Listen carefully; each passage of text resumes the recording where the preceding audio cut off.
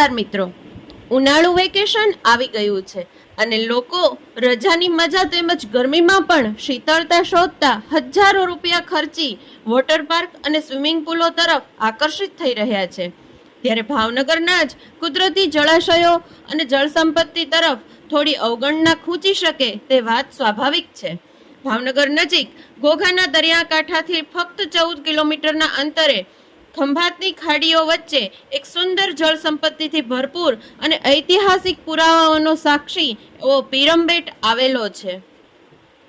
ઘોઘાથી બોટમાં બેસીને લગભગ કલાકની દરિયાઈ મુસાફરીને માણતા પીરમબેટ પહોંચી શકાય છે। ગુજરાતના ખૂબ જ મહત્વના દરિયા કિનારાઓમાંનો એક એવો પીરમબેટ ખંભાતની ખાડી નજીક આવેલો છે। વ્યૂહાત્મક રીતે અગત્યનો હોવાથી અહીં નાગરિકોને પરવાનગી લઈને પછી જ જવા તથા ફરવા મળે છે। પીરમબેટની ભૌગોલિક અને નૈસર્ગિક સુંદરતા વિશે વિશેષ ધ્યાન અને આકર્ષિત કરે તેવી અહીં 50થી વધુ પ્રજાતિ જળચર જીવો અને પક્ષીઓ પણ જોવા મળે છે। અહીં સર્વે દરમિયાન જાણવા મળેલું કે એકવાર દુર્લભ પ્રજાતિની એવી ડોલ્ફિન માછલી પણ આવી હતી। ખાડીઓની વચ્ચે પીરમબેટ હોવાથી અહીં જ એનો ક્યાંક વસવાટ પણ હોઈ શકે છે।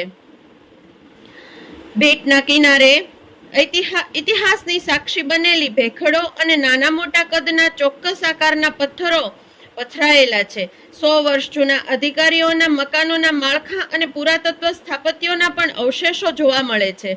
પીરમબેટની ઐતિહાસિક વિશેષતામાં વીર મોખડાજીનું નામ ખૂબ મહત્વનું છે।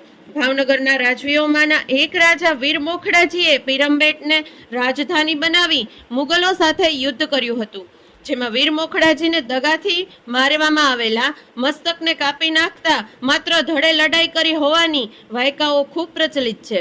અહીં પાળિયા, ખાંભીઓ અને દેરીઓ એવા વીરોના બલિદાનની નિશાનીઓ સાંકેતિક પુરાવાઓ આપે છે।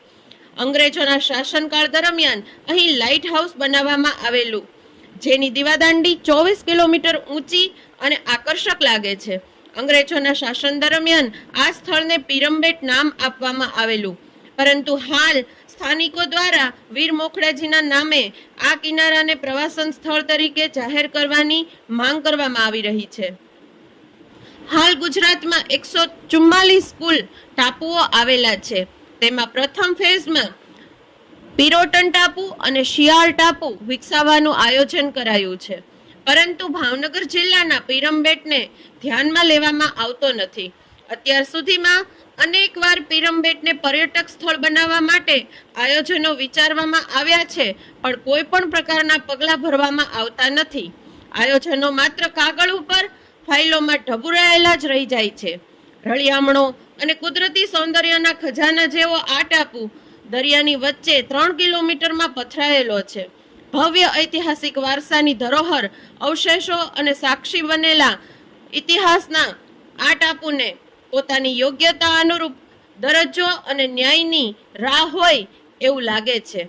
તો મિત્રો, ફુરસતના સમયે એકવાર પીરમબેટની મુલાકાત ચોક્કસ લેવી જોઈએ।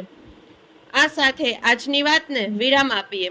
આવી અવનવી વાતોને જાણવા અમારી ચેનલને લાઈક આપો અને સબસ્ક્રાઇબ કરો।